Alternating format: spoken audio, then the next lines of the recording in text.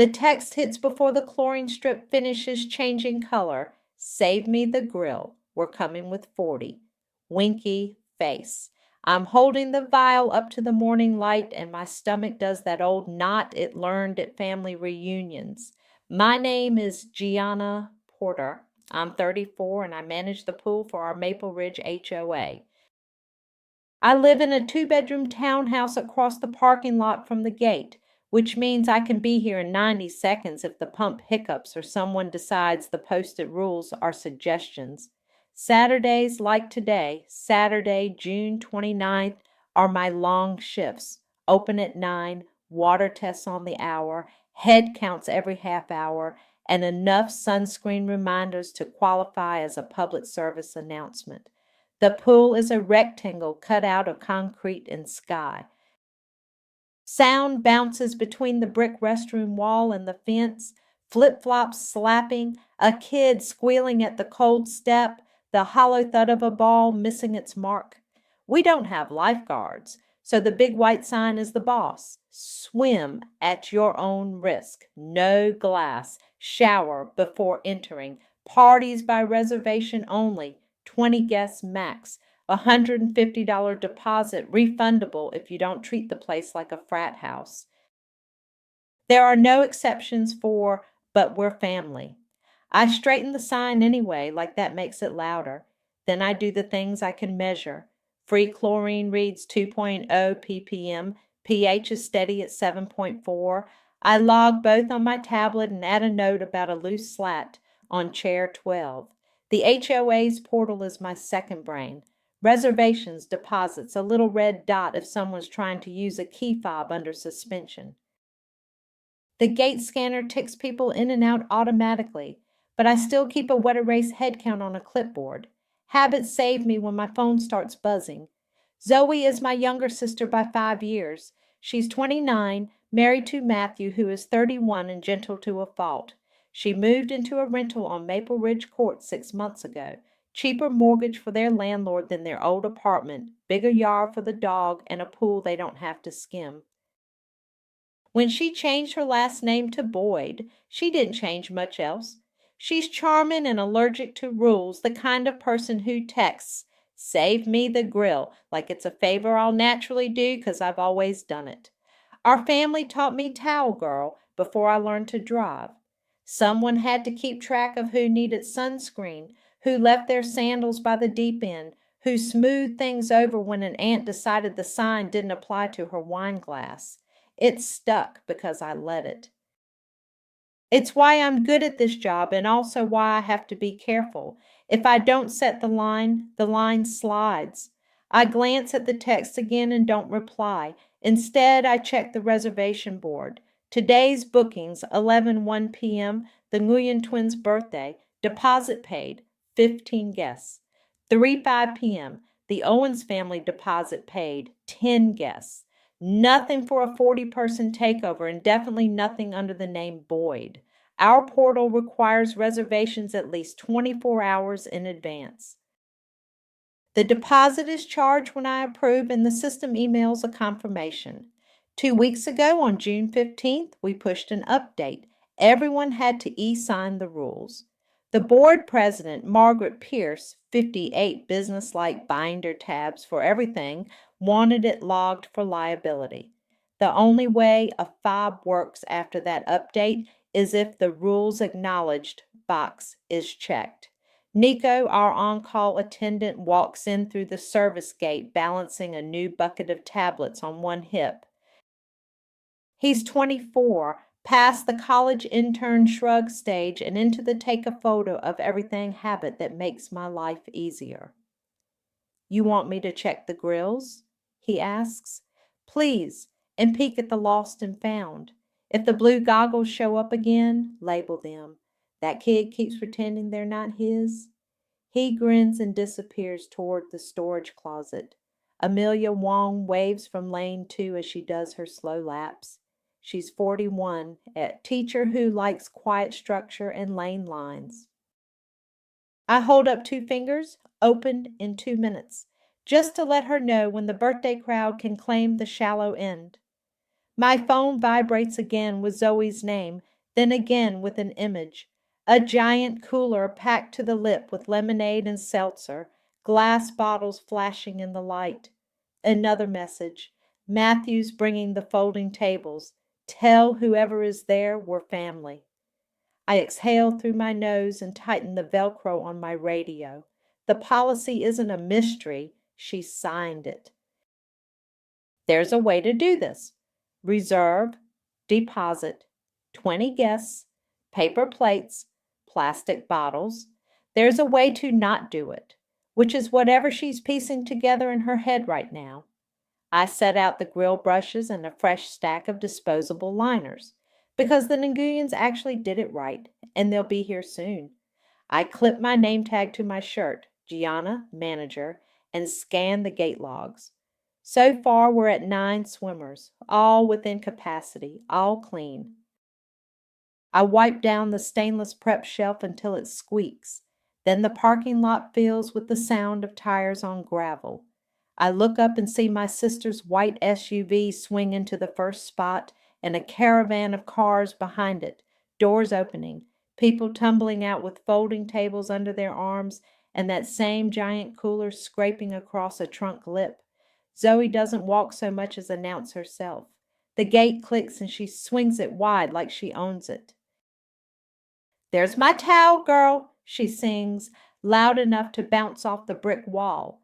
A couple of heads turn. Amelia pauses mid-stroke and gives me a small, sympathetic half smile before gliding to the ladder. Nico lifts his chin from the grill area, eyes flicking to the caravan. I keep my hands steady on the clipboard. Morning. I try for neutral. Zoe is all sunglasses and sunshine, a hand flung out to indicate the train behind her. Cousins, friends, neighbors of a neighbor, and Matthew, balancing a folding table like he's crossing a tightrope. The cooler scrapes as someone drags it across the concrete. I wince and step forward. "Hold up," I say, tapping the cooler with my toe. "No dragging on the deck and no glass." I angle my chin at the sign, then at the bottles flashing through the ice. Zoe rolls her eyes, the same way she did when we were kids, and someone said no dessert until plates were cleared. Relax, it's lemonade. And we're family. She reaches past me to start unfolding a table near the deep end. "Tables stay in the patio area," I say, blocking the deep end with my body and pointing at the shaded corner by the grills. "And events need a reservation." Matthew shifts the table back against his chest. "Hey, G," he says, apologetic already. "It's just a quick thing. We'll be out before anybody notices." People are already noticing. A dad in a ball cap scoops up his toddler and moves toward the shallow end. Amelia steps out, wrapping her towel tight and keeping her eyes on the ground. The space feels smaller by the second. I take a breath. Zoe, we have rules. Reservations have to be made at least 24 hours ahead. 20 guests max, $150 deposit. No glass on deck, period. We have a party booked at 11 and I need the grills clear. "Family doesn't pay," Zoe says, sing-song, like it's a joke we're both in on. "It's the same for everyone." I keep my voice even. "Do you have a reservation confirmation?" She digs in her tote like she's going to conjure one, then pulls out a handful of sunscreen tubes and a bag of chips. "We texted you," she says, as if that's paperwork. "Save me the grill?" "That's not a reservation." My radio crackles softly at my hip. I click it off. "You know it's not." Behind her, the line keeps growing. I count automatically. 1, 2, 3 cars unloading. 8, 12. Closer to 30 people collecting at the gate and the fence. An aunt I recognize from Thanksgiving balancing a foil pan. 2 teenagers already kicking off their shoes. My wet erase head count on the clipboard says 9 swimmers inside. Even if there weren't a booked party coming in 2 hours, we'd be doubled up on the limit the second they step through. Just let us in, Zoe says, impatient now. We'll be quick. Zoe, I say, and I let the familiarity sit there. I can't host this without a reservation, and you're over the limit. Matthew angles toward diplomacy. What if we just don't use the grills? People can swim. We'll keep it chill. No, I say. It's not about the grill. It's the whole event. Zoe huffs a laugh and leans closer.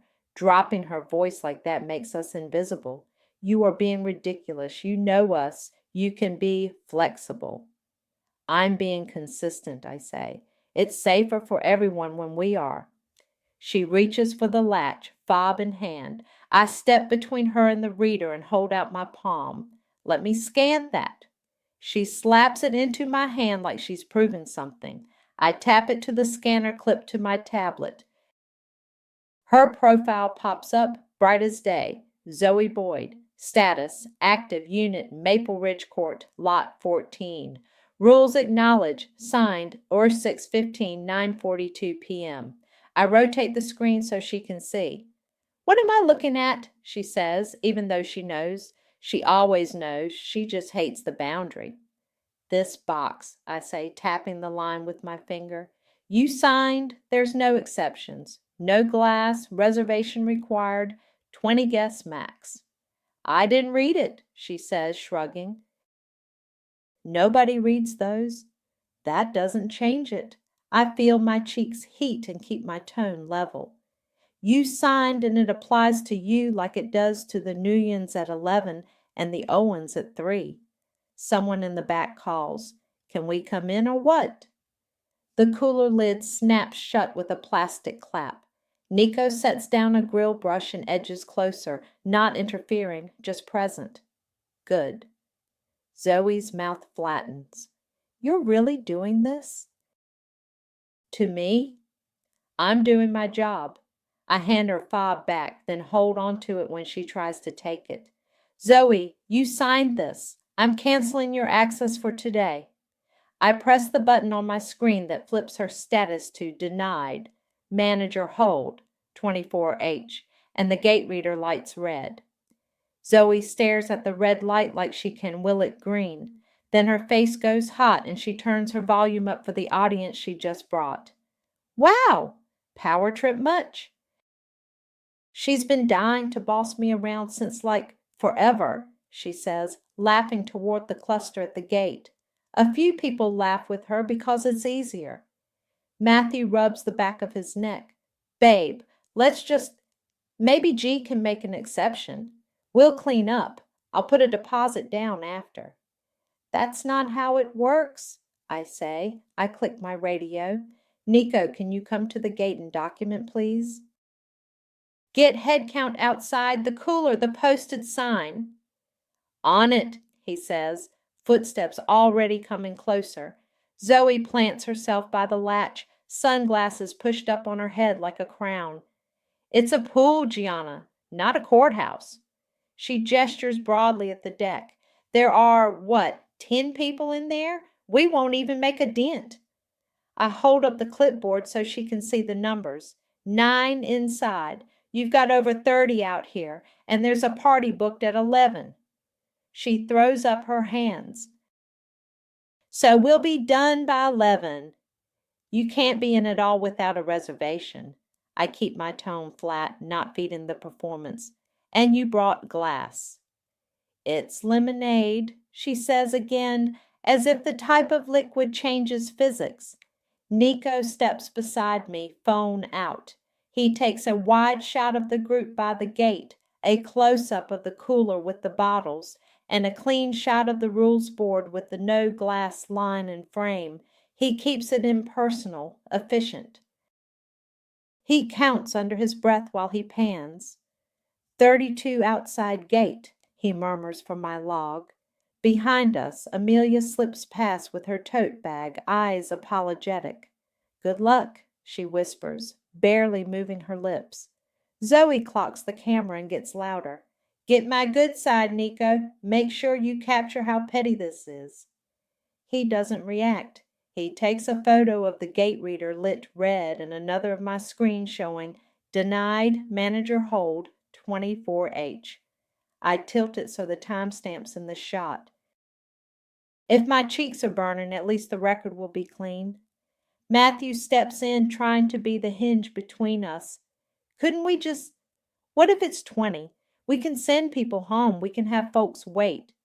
It's already an unauthorized event, I say. You needed to reserve yesterday at the latest, pay the deposit, and plan within the limit. I can't let 32 people in through a technicality. Zoe leans in close, drops her voice to a hiss. You like this, don't you? Making me look bad. I don't like any of this, I say, but I'm not going to bend the rules for you and then tell everyone else they don't matter. She yanks her fob from my hand and reaches for the reader. It flashes red again. She swears and in the same motion palms the latch and tries to swing the gate, while a cousin behind her pushes. The hydraulic hinge holds. Nico steps to the side, blocking the swing with his shoulder in a polite voice. Gate stays closed unless you're checked in. Please clear the entrance. Two teenagers peel off and wander toward the side service gate, testing the handle. Nico lifts a finger. That's locked. Side gate staff only.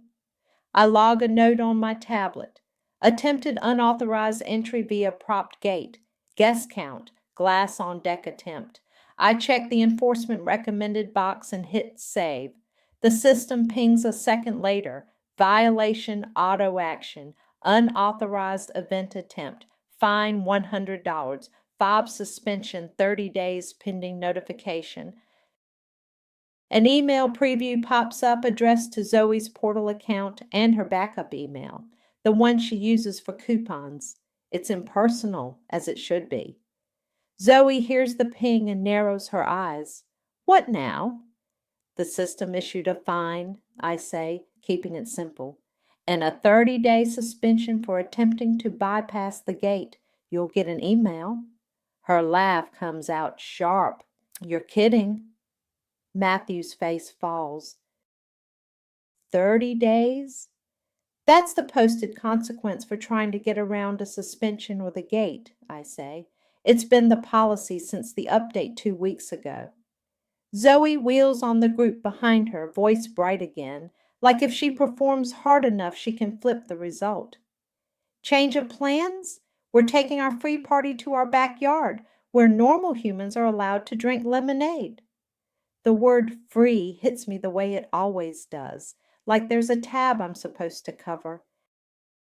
I keep my hands at my sides, chairs start folding with hollow clacks. The cooler scrapes across the concrete again, and I flinch at the sound. A cousin mutters, "This is ridiculous," as they lug it back to the trunk. Someone bumps the sign, and I steady it with my palm. Matthew lingers, table balanced hip high. He looks at me, then at Zoe's rigid back. I'm sorry, he says low. We should have asked you about the process, I thought. He stops, shakes his head. I thought it would be fine. It's fine when it's done right, I say. If she wants a party, tell her to reserve. We have openings in July. He nods, chastened, and loads the table. Zoe slams the hatch hard enough that the SUV shudders. For a second, I think she's going to say something else, but she just gets in and peels out, tires spitting gravel. The caravan thins, one car then another. The air fills back in. I let the red gate light be the last word and turn to Nico. Got what you need? I ask. Time-stamped angles, head count, he says. He taps his phone.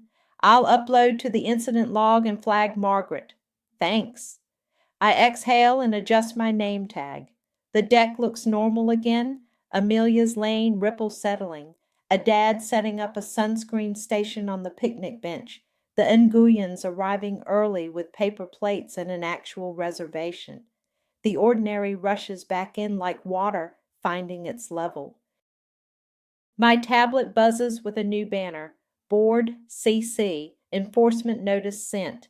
And then my phone lights up with a group thread name I grew up answering to. Family. Meredith, we need to talk. The family thread lights up before I finish logging the head count drop. Meredith, we need to talk. Then Zoe, you humiliated me in front of everyone. Then the cousins pile in like a dog pile you can't step out of. It's just a pool, G. Why are you making it weird? Family first, right? I tuck the phone under the clipboard and get back to work. The Nuyens wheel in right on time with a balloon bouquet and a grocery cake, deposit already in the system. I check them in, count 15, and show Mrs. Nguyen where the grill brushes are. She holds up a roll of paper towels like a gold medal. We brought our own, she says brightly. Perfect. I smile and point to the bin for recyclables. No glass, please. She laughs. Only juice boxes. While the kids line up at the shallow end, I wipe the grill lids and glance at the phone again. Meredith, your sister says you canceled her pass. Is that true? Call me now. Paige, seriously, G? None of us would have cared if you let her in. There was room. I open the portal on my tablet, pull up Zoe's profile, and take a clean screenshot of the line that matters. Rules acknowledged. Signed, War615, 9:42 p.m. The PDF icon sits right under it like a little receipt. I drop the image into the family thread with no comment. 3 dots pulse and stop, then nothing. The silence in a chat thread is as loud as a slammed door. I slide the phone back in my pocket and go refill the sanitizer canister.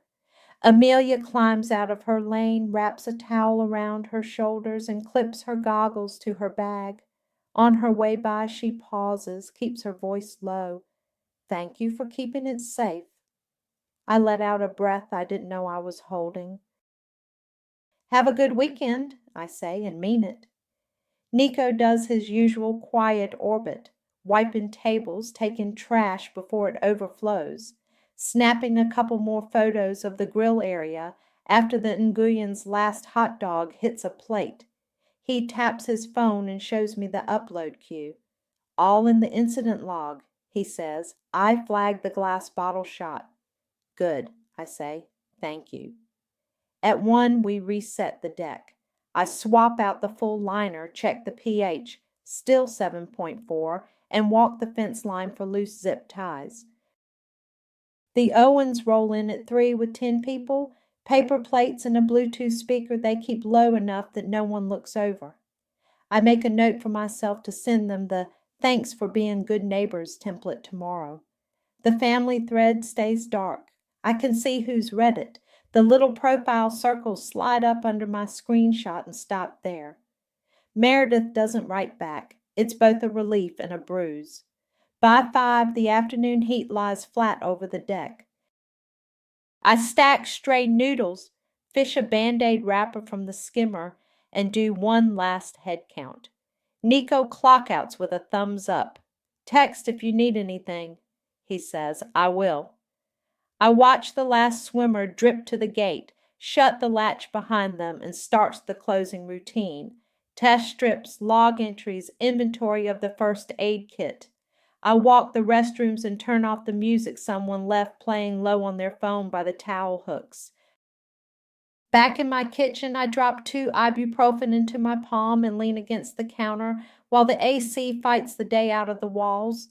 My phone pings with a new subject line that makes my stomach settle and knot at the same time. Agenda item, alleged discriminatory enforcement by staff.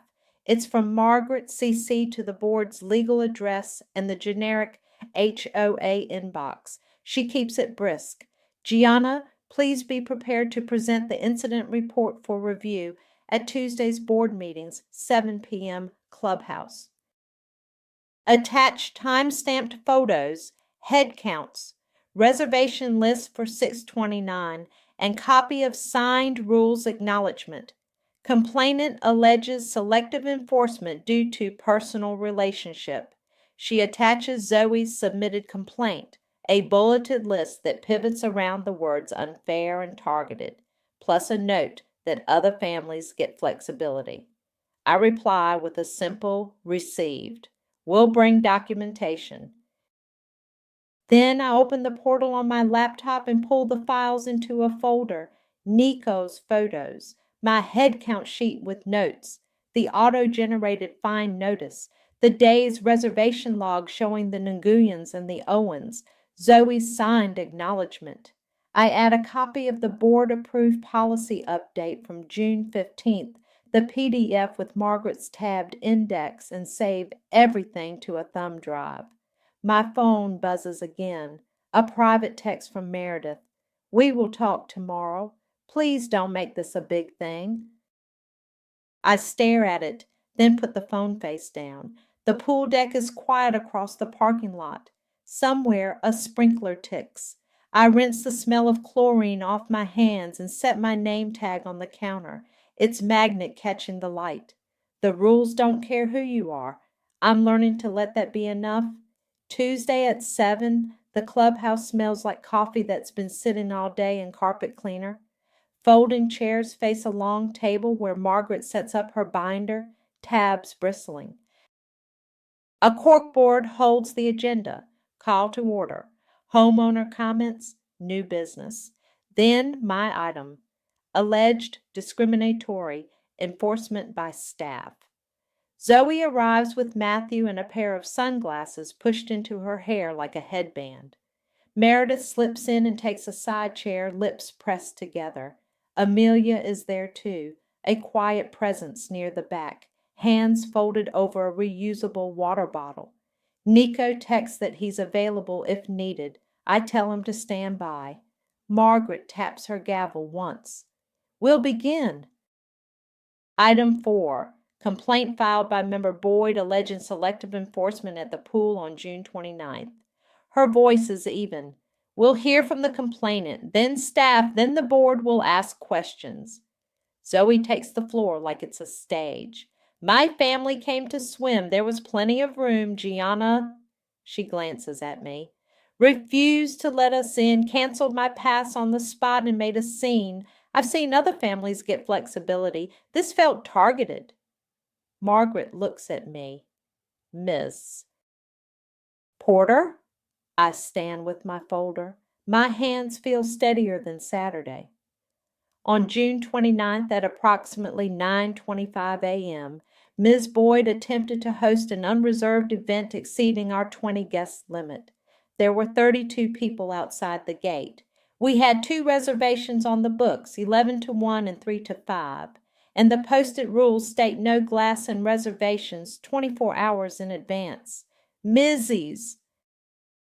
Boyd's profile shows she acknowledged those rules on June 15th. I hand copies down the table, the head count sheet, photos Nico took of the group, the cooler with glass bottles visible, the rules signed, the gate reader lit red with the timestamp, and the system notice of the fine and suspension. A board member with a striped tie glances at the photos. The update to the policy was when? June 15th, I say, tapping the printed PDF with Margaret's tabbed index. We required every active fob holder to e-sign. The system won't allow access without the acknowledgement. Matthew raises a hand slightly from the audience. We didn't think it would be a big deal, he says, voice small. We would have cleaned up. It's not about cleanup, I say, keeping my eyes on the board. We cap attendance for safety. We also prohibit glass on deck and gate bypasses. 2 teenagers attempted the side gate. The main gate was pushed while locked.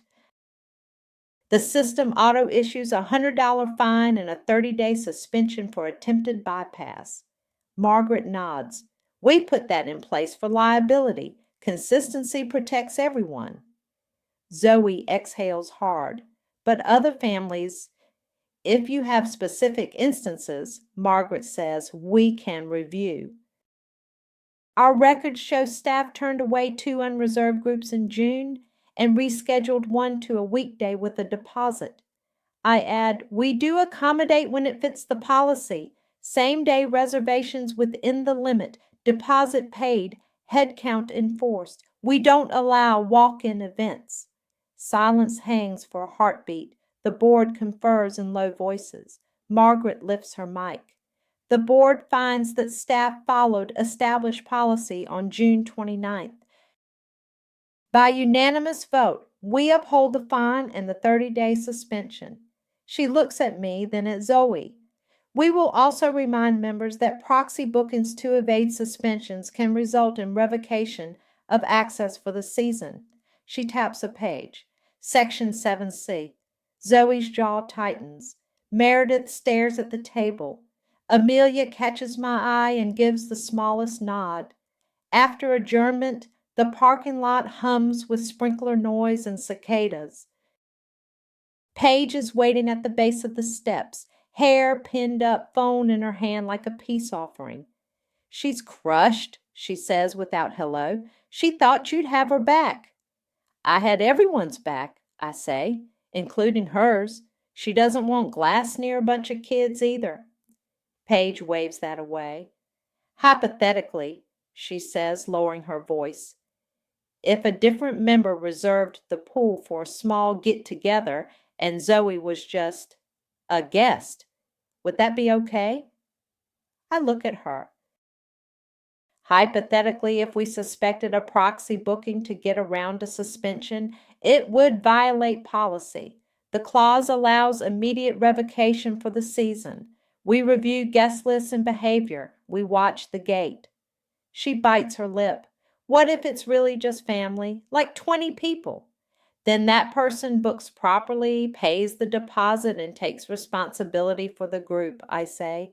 Not the person who's suspended and it's 20, not plus a few.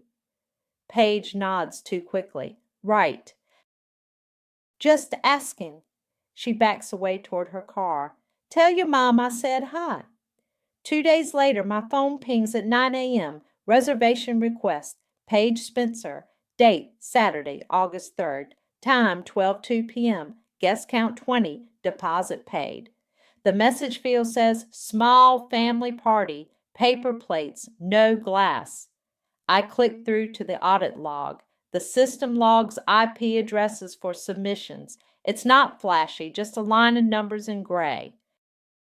The reservation came from the same IP that submitted Zoe's complaint Sunday night and the same IP tied to Zoe's last portal login, her home network. The guest list fields fill the screen. Familiar first names? The same cousin who rolled the cooler, the 2 teenagers who tested the side gate, the aunt with the foil pan. I sit back and let the monitor cool my face. Then I forward the request to Margaret with a note. Potential proxy booking to evade suspension. See IP match and guest list. Requesting guidance. Within minutes she replies, received, approved with monitoring. If verified as proxy, we will enforce 7C. I print fresh head count sheets and add a sticky note to the top. August 3rd, watch the gate. Saturday, August 3rd, I'm at the pool by 10. Paige's reservation is 12:02, so I build the day around it. Extra liners by the grills, head count sheets clipped to my board, a reminder email out to all Saturday reservations at 10:15 with the same 3 lines. 20 guests max, no glass on deck. Reservations cover only the time booked. Nico shows up early with iced coffee and the same steady energy that kept me sane in June. You want me on the gate or roaming? He asks. Gate for the first hour, I say. We're going to check people in tight. 20 means 20. I print the guest list page submitted, first names, nothing fancy, and stick it to my clipboard. The IP match sits in the back of my head like a pebble in a shoe. Margaret approved the reservation with monitoring. If it's a proxy, we enforce 7C. Zoe's suspension expired Monday, first Saturday after. By 11:45, Paige pulls in. She's got that too bright smile and a tote bag full of paper plates she jingles like proof. Hi, we're the noon party, she says, breathy. Great, I say. Deposits on file. We'll check guests in at the gate. No glass, please. No glass, she repeats quickly. Just cans. And it's just family. Maybe a few extras. 20, I say and tap the list. You're responsible for the head count. She swallows and nods. Behind her, Zoe's SUV pulls in with Matthew driving. The cooler rides in the back like a third passenger. Zoe hops out before the engine finishes clicking off, sunglasses already perched on her head. Before you start, she says in a low voice, I'm not hosting. I'm a guest. Understood, I say. Same rules apply either way. Matthew lifts a hand like he's blessing the air. We brought cans this time, he offers. We learned. Good, I say, and I mean it. The can sound against cooler ice is a small mercy. Noon hits and we start the count. Nico and I do a rhythm we've done 100 times. He opens the gate, I check names, we nod people through. The first 15 trickle in fast, with foil pen, two teenagers who definitely remember testing the side gate in June, a cousin carrying floaties. I strike their names, add in a couple I don't recognize, and keep a running total on the wet erase board. At 19, a woman in a visor appears on the sidewalk with a cluster of kids. We're with Paige, she says. Last one in is 20, I reply, and check one name. We're at capacity now. A beat later, two guys peel away from the group and wander toward the side service gate. Nico is already standing there, relaxed, thumbs hooked in his belt loops. That gate's staff only, he says, an easy smile. We're full at 20. You can rotate folks out if someone leaves. They try the handle anyway because that's what people do when they hear no. It doesn't budge. Nico points his chin at the patio area. Shade's nicer over there if you're waiting. Zoe materializes at my shoulder like a storm front. You're really counting? She says. It's just a few extras. It's 20, I say. Same as it was last month, same as it is next weekend. She leans in closer. You could let them in. I could, I say. I'm not. She laughs, sharp but quieter than June. You like saying that. I like it when people feel safe and things run the way they're supposed to, I say, and check the line again. We're at 20. If someone leaves, we can swap. Paige flutters up with a stack of napkins. It's fine, she tells Zoe. We'll rotate. Then to me, we're doing the grill. Is that okay? You're good, I say, and hand Nico a clean liner. Brush before you put it on. I keep my voice neutral, the same way I do with the Owens or the Nguyens. The rules are the rules, not a mood. By 12:30, the deck feels full, in that way a full deck should feel. Kids shouting in bursts, tongues clicking, the slap of wet flip-flops. At the gate, the waiting group ebbs and flows. People drift close like they might slide by on momentum. Nico turns two more away from the side gate with polite patience and a finger on the latch.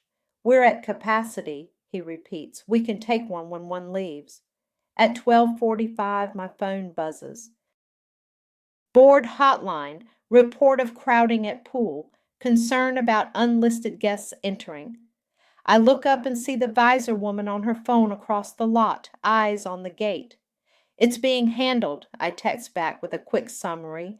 The reply is a single word, on my way. Margaret arrives 10 minutes later with her clipboard and reading glasses. She doesn't walk fast. She walks like someone who knows she makes the rules real. She does a slow lap from the patio to the deep end, scanning without making a scene. Zoe clocks her and straightens, the set of her shoulders going defensive. Margaret steps beside me at the gate. How many inside? 20, I say, pointing to the board. Names checked against the list. We've turned away 4. Side gate tried twice. Any evidence this is a proxy? She asks, voice low. Reservation was made from Zoe's home IP during her suspension, I say. Guest list matches the group from June. Zoe directed arrivals at the gate and told me it's her makeup party when she walked in. Margaret watches Paige at the grill, Zoe circulating with a towel around her waist, Matthew flipping burgers. She chews on the inside of her cheek, a tiny tell I've learned. You prepared to enforce 7C if it's verified? She asked me quietly. Season revocation, both the host account and the suspended member. I meet her eyes. The gate light is a steady green. The list sits solid under my hand. If this is a proxy booking to evade the suspension, she says again, do you want to enforce the clause? I nod. Yes. Margaret straightens her clipboard like it's a badge. Let's go. We walk to the patio where Paige is hovering over the grill, napkins clenched, and Zoe is holding court with a towel slung around her hips. Conversations dim as we stop by the table. Paige, I say, keeping my voice even, I need to read a policy to you. I hold up the printed page. Section 7C. Proxy bookings to evade suspensions or other disciplinary restrictions can result in immediate cancellation of the reservation and revocation of access for the remainder of the season for both the hosting account and the suspended member. Paige's face drains. This is just family, she says, eyes flicking to Zoe. Margaret steps in, calm and clear. We need a yes or no, Ms. Spencer. Is this a makeup party for an event, Ms.? Boyd was not permitted to host during her suspension. Paige looks at the grill, at the cooler, at her shoes. It's Zoe's makeup party, she says, barely audible. Zoe bristles. She booked it. She paid the deposit. I'm just here. Margaret nods once like she's checking a box. Thank you. She turns to me. Document the admission. I tap the note into my tablet with the time. Then I hit the red toggle on Paige's reservation. Cancel. Policy violation. The screen asks if I want to lock the gate for clearing. I select yes, 15 minutes enforcement. The gate reader flips from steady green to pulsing red, and the panel pings, a flat, unmistakable no. What are you doing? Zoe demands, voice rising. Canceling the event, I say. The reservation was made to evade a suspension. We're clearing the deck so regular use can resume. A couple of guests try their fobs at the gate and get the red light and beep. Nico moves to the entrance, standing easy but firm. We're temporarily closed to clear the deck, he says to a dad who's halfway through the latch. We'll reopen in 15. Paige's eyes water. Do I lose my access for the whole season? Board discretion applies, Margaret says. Right now the event is canceled, your deposit is forfeited, and your hosting privileges are suspended pending review. If anyone attempts to continue, we will escalate to season revocation for both accounts. Understood? Paige nods small and quick. Understood. She turns to the grill, hands shaking. Everyone, I'm so sorry. We have to pack up. There's a ripple of confusion, then resignation. The teenagers roll their eyes but start stacking plates. The aunt with the foil pan tears off a square of foil and seals the burgers. Matthew stares at his shoes like they might give him an answer. Zoe doesn't move. You're punishing me twice, she says to me. You already suspended me. You booked this through Paige during your suspension, I say. That's what the rule is for. It's not your call, she snaps. It is, Margaret says, voice even. It's staff and board, and it's not personal. She gestures toward the sign with the policy excerpt pinned beneath it. This is posted and distributed. Zoe looks around, at the gate, at Nico, at guests mumbling that they'll head out. A couple of neighbors from the morning lap crowd have drifted close, watching without inserting themselves. The weight of eyes is different this time, curious, not hungry for drama. She exhales and the fight leaks out of her shoulders. Fine, she says, quieter. She grabs the tongs, drops them on a plate, and starts loading the cooler. No slam, just the dull thud of ice and cans. Matthew moves, relieved to have a task. I'll get the tables, he says to no one. He folds one, careful not to scrape the deck. I document as we go. Event canceled at 12:58. Gate lock engaged. Guests exiting without incident. Margaret signs the note on my screen with a quick flourish. Nico does another head count as people file out, tapping the counter feature on his phone. Down to 6, he murmurs, then 2, then clear. I release the gate lock and post a fresh sign. Pool opens. Group use not permitted until 2 p.m. Regulars trickle back in with towels over arms, relief on their faces like weather finally broke. Zoe lingers by the SUV with the hatch open, towel still around her waist. She looks at me, at Margaret, then back at me. So if I want to do it right, she says, each word measured. I reserve. I keep it to 20. I bring cans. And you pay the deposit, I say. And you stick to your time slot. Her mouth twitches like she hates that this is simple. Got it. She closes the hatch without force. We're going. Thank you, Margaret says, and she means it. It's not triumph, it's relief. They pull out slower than last time. No gravel spits. Paige rolls down her window as she passes me and whispers, I'm sorry. I nod because there's nothing else to say now. The rest of the afternoon is ordinary. I wipe grill lids, check the pH, answer a question about swim lessons. Margaret updates the board hotline with a brief proxy booking verified, event canceled, deposit forfeited, host privileges suspended pending review, no further action required at this time.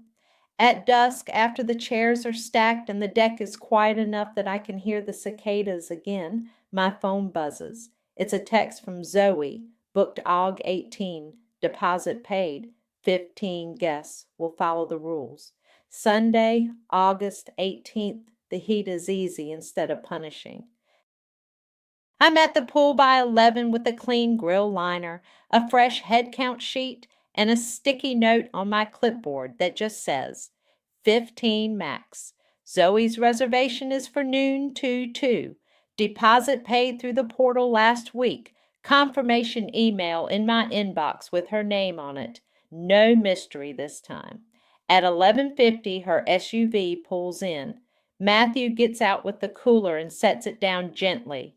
It clinks like cans, not glass. Zoe walks up with a paper bag of plates tucked under her arm, eyes on the gate reader like it might judge her. Hi, she says. Hey, I say. You're the noon. She nods and hands me a printed guest list. It matches what she put in the portal. 15 first names, some familiar, some new. We kept it small, she says, almost defensive. Thank you, I say. We'll check folks in. Nico's off today, so I do the gate and the count myself. It's a simple rhythm. Name, nod, marker, slash on the board. The aunt with the foil pan is back, and she lifts it to show me the liner underneath. We brought our own, she says. Perfect, I say, and I mean it. Amelia pushes off the wall in lane 2 and gives me a little wave.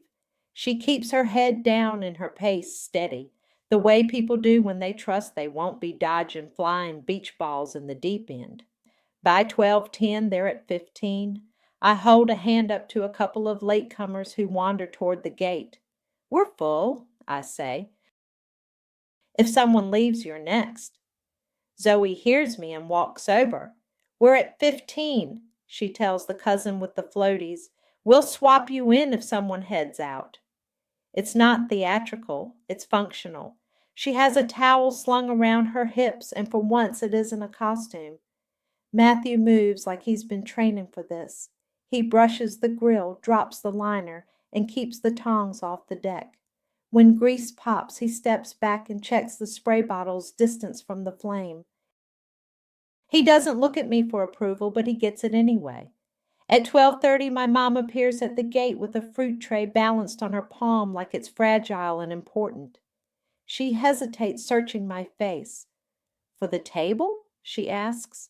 "Plastic only," I say automatically, then add, "Thank you." I unlatch the gate for her. She slips in and sets the tray down, then comes back to the edge of the patio. "You were right," she says, low, like we're in a library, "about the rules." I nod once. "We just all have to be the same," I say. She touches my arm, quick, and goes to help Zoe with napkins. The noise is ordinary in all the best ways. Kids laughing, ice rattling against aluminum, the scrape of a chair adjusted an inch to the left. A neighbor asks me about swim lessons. I hand her the flyer and circle the dates. I wipe condensation off the prep shelf and clip a new trash liner in when the first one gets too heavy.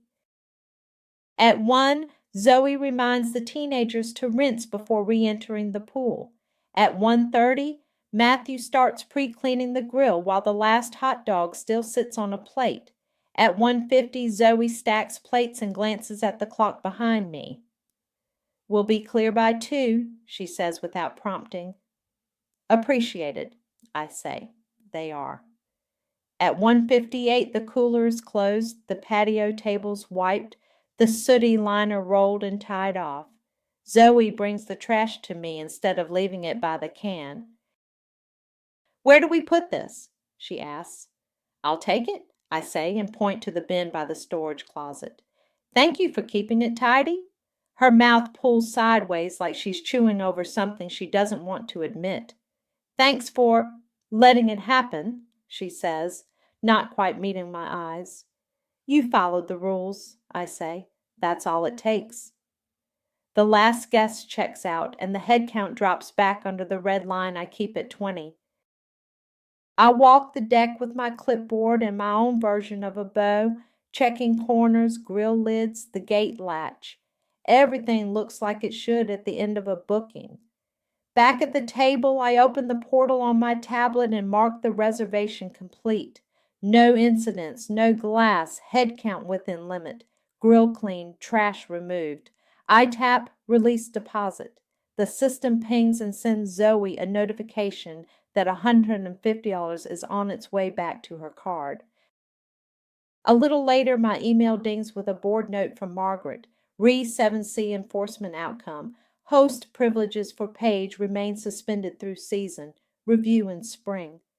Member Boyd's suspension concluded AUG 5. No further action recommended. Case closed. It reads like a file drawer sliding shut.